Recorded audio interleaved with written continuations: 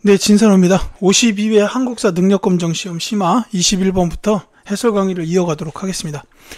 자, 가에서 다까지를 순서대로 옳게 나열한 것은 했죠. 자, 왕은 군사를 일으켜서 왕대비를 받들어 보기시킨 뒤 경운궁에서 즉위하였다. 광해군을 폐위시켜 강화로 내쫓고 이이첨 등을 처형한 다음 전국에 대사령을 내렸다라고 되어 있습니다. 자, 광해군을 폐위시켰고 복위했다라고, 왕대비를 복위시켰고 즉위했다라고 되어 있죠. 인조반정입니다. 자, 그 다음에 나에 보시면 용골대 등이 왕을 인도하여 들어가 단아래 북쪽을 향해 자리를 마련하고 왕에게 자리를 나기를 청하니 왕이 3번 절하고 9번 머리를 조아리는 예를 행하였다라고 되어 있습니다. 이걸 삼배구고두례라고 하는데, 이제 병자호란의 마지막 과정 항복이죠. 병자호란의 항복, 그 과정을 말합니다. 뭐 역시 인조죠. 자, 그 다음에 왕은 김상용에게 도성의 일을 맡기고 종묘사직의 신주를 받들어 강화로 피난에 들어갔대요. 김유, 이기, 최명길, 김자점 등의 신하들이 모두 따라갔다라고 되어 있습니다. 자, 이 병자호란 때는 강화로 인조가 못 들어갔기 때문에 남한산성으로 간 거죠. 그 전에 있었던 정묘호란 때는 강화도로 피난해서 들어갔었습니다. 그러니까 요거는 정묘호란을 뜻해요.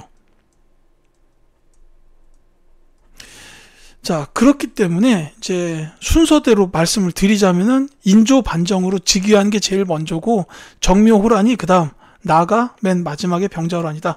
가, 다, 나의 순서, 즉 2번이 정답이 되겠죠.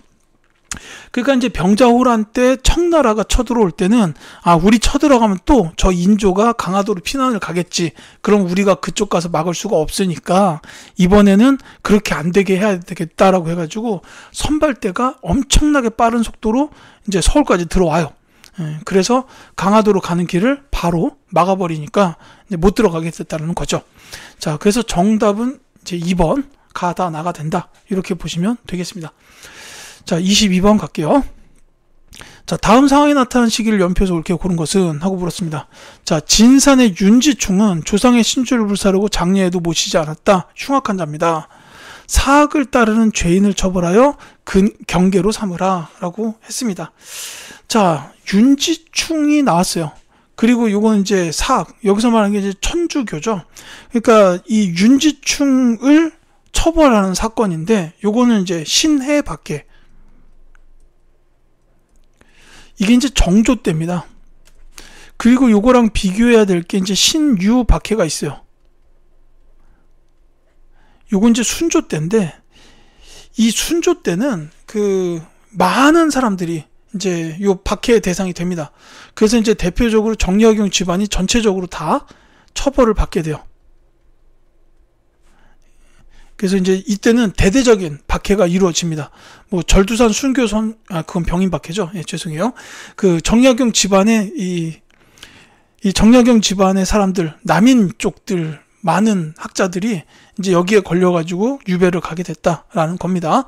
근데 이제 이 문제에서는 윤지충이 처벌을 받은 신해 박해에 대해서 찾아라 라고 했기 때문에 요거는 정조시대예요.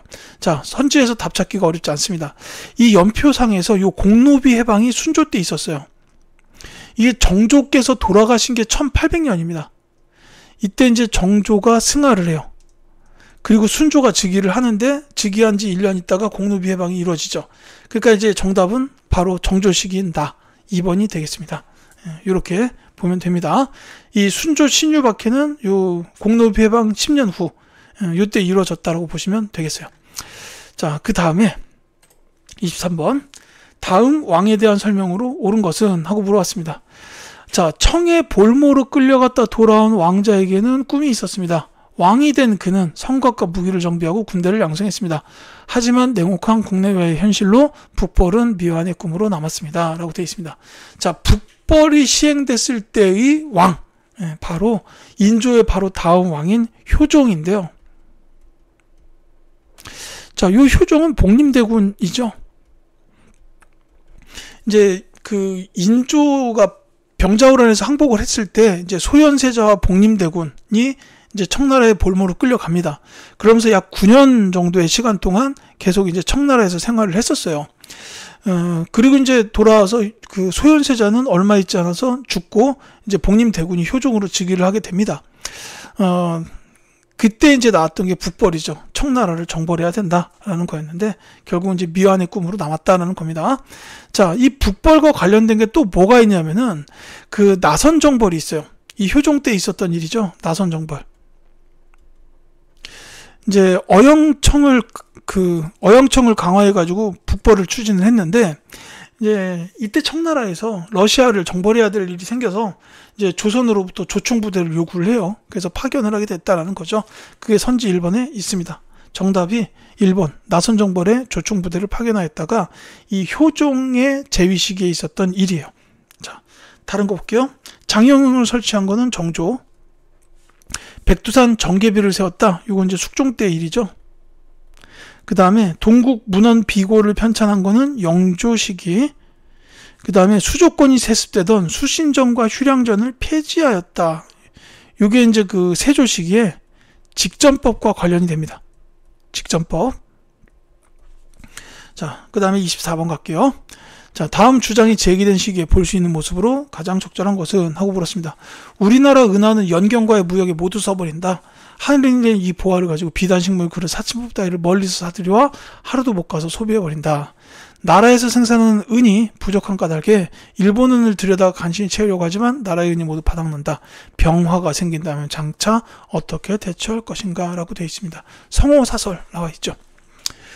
자, 여기서 이제 은하를 무역에다 쓴다라는 거고, 그 다음에 병화, 이건 이제 전쟁을 뜻해요. 이 전쟁이 생긴다면 어떻게 대처할 것이냐라고 했는데, 특히나 이 책이 성호사설이라는 거예요.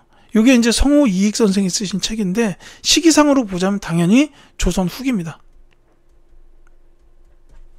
물론 여기 나와 있는 것처럼 이 연경, 청나라와의 무역에다가 은을 썼다라는 거에서도 이제 조선 후기라는 것을 알 수가 있죠. 자, 이 시기에 볼 수 있는 모습으로 가장 적절한 걸 물어본 문제입니다. 정답을 말씀드리자면 찾기 어렵지 않아요. 상품, 작물, 고추, 담배 나오는 4번이 정답이 되겠습니다. 이게 조선 후기고, 다른 거. 연포의 외관에서 교육하는 상인. 이 연포가 부산포, 제포, 연포가 개방된 그 3포예요. 그러니까 요거는 조선 전기입니다. 세종 시기에 계해 약조가 체결이 돼가지고 개설됐던 항구들, 부산포, 제포, 연포가 있잖아요. 그러니까 이게 조선 전기고, 조선 후기는 광해군 시기에 기유 약조가 체결이 되면서 그때 이제 두모포, 이후에는 초량 이렇게 이제 개방이 되죠. 그래서 만약에 이제 초량 외관에서 교육한다라고 나왔으면 조선 후기가 맞을 거예요. 자, 계해 약조의 문서를 작성하는 관리, 이 똑같죠? 세종식입니다. 제가 1번 선지 설명할 때 말씀드렸고요. 과전법에 따라 토지를 지급받는 관원도 조선 전기예요. 요거는 이제 세조 때 가가지고 과전이 혁파되면서 직전법으로 바뀌죠. 자, 화통 도감에서 화약무기를 시험하는 군인, 요건 이제 고려 말기, 우왕 시기 정도로 보시면 되겠습니다. 특히 화통 도감 나오면은 화약의 아버지인 최무선, 요분 같이 기억해 주셨으면 해요. 25번. 다음 왕에 대한 설명으로 옳은 것은, 자, 왕은 늘 양역의 폐단을 염려하여 군포 한 필을 감하고 균역청을 설치하여 어염 은결의 세를 거둬 보충하니 은택을 입은 백성들은 서로 기뻐하였다라고 되어 있습니다. 여기 다 나와 있죠. 균역법입니다. 이거 시행하신 분은 누굽니까? 바로 영조죠. 자, 영조에 대한 설명으로 옳은 걸 찾는 문제입니다. 이제 뭐 아까 동국 문헌 비고도 나오고 그랬는데, 이 영조 시기의 대표적인 게 뭐 탕평 정치의 시행 이런 것도 있잖아요. 그래서 탕평 비를 건립했다 이런 게 나오면은 어렵지 않은 문제가 될 텐데, 지금 선지엔 그건 없어요. 조금 어려울 수는 있겠지만 영조 때 이루어졌던 일 중에 뭐가 있냐면은 그 홍수를 막기 위해서 청계천을 정비를 해요. 그게 이제 이 청계천 정비랑 관련된 게 선지에 있습니다. 1번이에요. 준천사를 신설하여 홍수에 대비하였다라는 겁니다. 이때 이제 이 청계천 정비 사업을 해요. 이게 영조 때 있었던 일입니다. 준천사를 신설했다라고, 이게 영조 시기라고 기억해 주셨으면 좋겠어요. 준천사. 자, 그 다음에 동문 휘고를 간행하였다. 이거는 이제 정조 때의 일이에요. 전제 상정소를 두어서 전문 6등법을 제정한 거는 세종대왕이고, 총융청과 수어청을 두어서 도성을 방어하였다. 요거는 이제 인조. 그 다음에 그 삼정의 문란을 해결하기 위하여 삼정이정청을 둔 거는 철종식인데, 세도정치 시기이기 때문에 이 삼정이정청이 제대로 기능하지는 못했습니다. 조금 여담일 수 있는데 총영청 수호청이 나온 김에 오군영 체계에 대해서 그냥 간략히 말씀을 드릴게요. 제일 먼저 훈련 도감이 아까 나왔죠? 이거 선조 때 임진왜란 시기에 창설이 됐고, 그 다음에 어영청이나 총영청, 수호청, 요거는 이제 인조 시기에 만들어졌어요. 그리고 숙종 시기에 금위영, 이렇게 이제 5개의 군영이 만들어집니다. 이게 나중에 가서 개항 시기에 통리기무화문이 이제 설립이 되면서 이 군제가 개편이 되죠. 이 5군영이 2영으로 축소되면서 90군이 되고 별기군이 창설되는 흐름으로 이어집니다. 여기까지 이해해 주셨으면 해요. 자, 26번 가겠습니다. 가에서 마에 들어갈 내용으로 옳은 것은? 이라고 물어왔어요. 이 문제는 제가 52회 한능검에서 가장 어렵다라고 생각하는 문제입니다. 자, 볼게요. 다음 지도 및 지리서 중 하나를 선택하여 보고서를 제출하시오라고 했는데, 이제 각각에 대한 설명이 맞게 연결이 되어 있는가를 보는 그런 문제입니다. 자, 요거는 선지에 있는 내용을 하나하나 말씀드리는 게 맞겠죠? 자, 팔도 지리지를 참고하여 성종 때 완성되었다라고 했는데, 요거는 동국, 여지, 승람을 뜻해요. 그래서 가에 있는 요 택리지랑은 맞지 않습니다. 그 다음에 정상기가 백리척을 활용하여 제작하였다라고 했는데, 요거는 동국지도예요. 동국지도는 정상기가 만든 책이다라는 건 기억해 두셔야 됩니다. 이게 나랑 딱 맞게 나와 있죠. 그래서 정답이 2번이에요. 자, 그 다음에 한치윤이 500여 종의 자료를 참고하여 편찬하였다라는 거, 요거는 지리책이 아니라 역사책일 거예요. 해동역사. 그렇기 때문에 맞지 않고요. 그 다음에 복거총론에서 거주지의 이상적인 조건을 제시하였다가, 요거는 택리지예요. 그래서 택리지에 관련된 내용이 일제강점기 때도 굉장히 많이 활용이 됐었습니다. 근데 이게 이제 라에 나와 있으니까 맞지가 않고요. 자, 목판으로 인쇄되었으며 심의마다 눈금이 표시되어 있다. 이건 아주 중요한 지도입니다. 대동여지도. 고산자 김종호 선생이 만드셨죠. 김종호. 이렇게 됩니다. 지금 이게 다 나와 있는데, 지금 조선 방역지도에 대한 얘기가 없어서 말씀을 드리자면, 이 조선 방역지도는 명종 때 만들어졌어요. 명종 때 만들어진 조선 팔도를 표현한 지도다. 이 국가에서 제작한 지도예요. 요 정도 말씀을 드릴 텐데, 사실 제 생각엔 요거는 이제 정상기의 백리척이 동국지도라는 걸 알면은 풀리긴 풀리겠지만, 다른 선지 내용들이 워낙 어렵지 않나라는 생각이 듭니다. 자, 27번 갈게요. 가인물에 대한 설명으로 옳은 것은? 하고 물었습니다.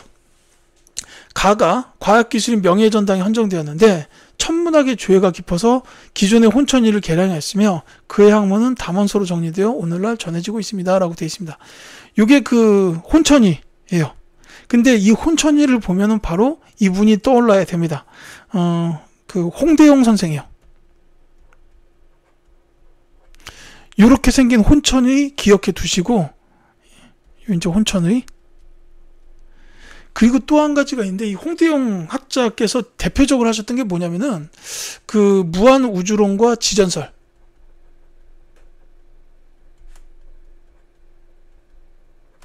그러니까 지금의 완전히 학설로 굳어진 그런 내용을 주장을 하셨어요. 우주는 무한하다라는 거. 그 다음에 이제 지구는 자산한다. 이게 이제 지전설이죠. 이제 요거를 주장하셨던 책이 의사문답인데, 요걸 하시면서 했던 게 뭐냐면 중국 중심의 세계관을 비판한 거예요. 중국 중심 세계관 비판. 그러니까 이제 이건 실학이죠. 그러니까는 제가 앞선 영상에서 말씀드렸지만은 이제 조선 후기 때는 특히나 그 서인 쪽에서 나온 세력들이 너무 성리학적 명분론에만 치우쳐져 있어가지고 성리학 이외에 다른 학문은 전부 다 잘못됐다, 사악하다, 이렇게 봤다는 거예요.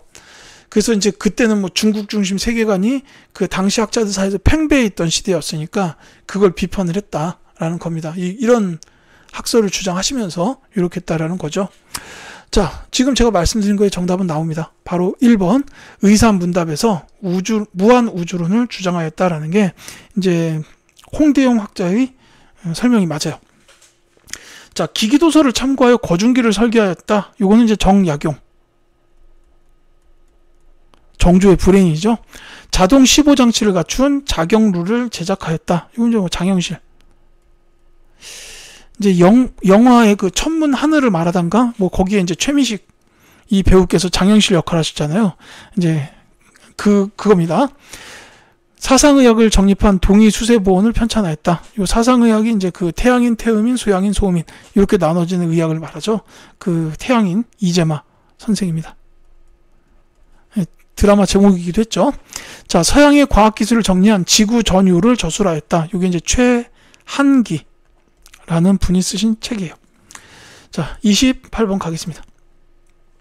다음 대하에 나타난 사건에 대한 설명으로 옳은 것은, 자, 적도의 우두머리는 성은 홍이고 이름은 알 수 없으며 우군칙, 오영진 등이 그의 부하라고 합니다. 또한 선천부사 김익수는 그들에게 항복했다고 합니다. 적도들을 즉시 토벌하라 라고 되어 있습니다. 자, 제가 우군칙에다 표시를 했는데 성은 홍이고 이름을 알 수 없다 라고 했는데 지금은 우리 이분의 이름을 압니다. 홍경래의 난이에요. 자, 이 홍경래의 난, 이때 이제 홍경래, 우군칙 등이 주도해서 벌였던 난인데 이게 상당히 규모가 컸죠.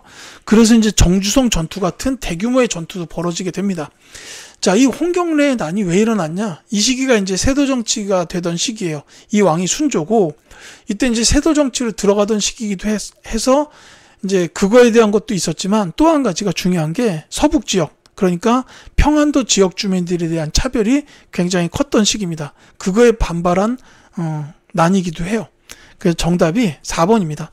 서북인에 대한 차별에 반발하여 일어났다라는 게 홍경래의 난에 대한 중요한 내용이죠. 자, 박 교수가 안핵사로 파견되었다. 요거는 이제 임술 농민봉기. 자, 조병갑의 탐학이 계기가 되었다. 요건 이제 고부 농민봉기인데 요게 이제 동학 농민운동으로 이어지죠. 자, 선해청과 일본 공사관을 공격하였다. 이모군란입니다. 이모군란.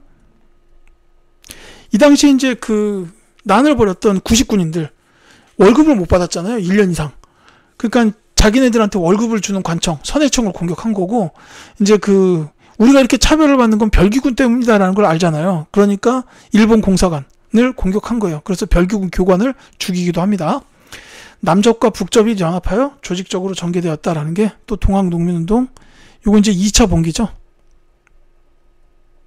굳이 1차, 2차 나눌 필요는 없겠지만 요쪽이 1차 봉기, 요쪽이 2차 봉기입니다. 1차 봉기는 반봉건적인 성격, 그러니까 이제 탐학에 반발하는 그런 성격이었고 2차 봉기는 반외세적, 일본이 경복궁을 불법적 점령을 하니까 우리 가가지고 왕을 지키고 일본을 몰아내자라고 봉기한 게 2차 봉기예요. 그때 이제 남접과 북접이 연합하게 됐다라는 거죠. 자, 29번 가겠습니다. 29번 가야죠. 가와 나사의 시기에 있었던 사실로 옳은 것은 하고 물었습니다. 자, 대왕 대비께서 전교하기를 이번에 이렇게 만동묘를 철폐하고 다른 곳으로 옮겨 모시는 것에 대해서 선인의 훈령이 알게 되도록 올바른 예법을 여기고 유감이 없을 것이다라고 했다. 자, 중요한 키워드는 만동묘의 철폐입니다. 요거는 흥선대원군 시기에 있었어요.